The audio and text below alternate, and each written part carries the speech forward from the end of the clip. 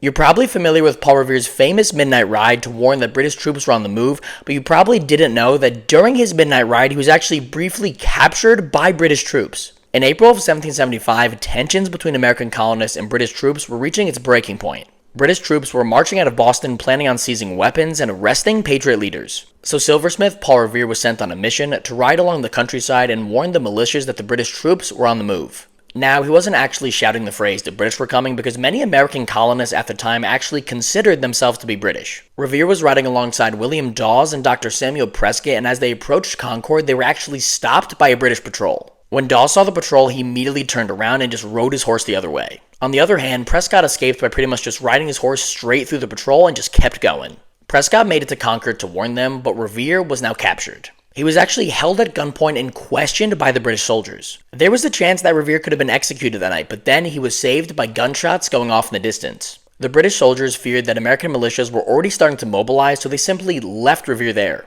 Now, they took Revere's horse, but those gunshots likely saved his life. Historians believe that those gunshots that rang out in the distance likely came from an American militiaman who was making sure the chamber of his gun was empty before entering a tavern. Only hours later were the first shots of the American Revolution fired at the Battle of Lexington and Concord. That night, Revere never made it to Concord and he didn't finish his ride, but history will always remember his name.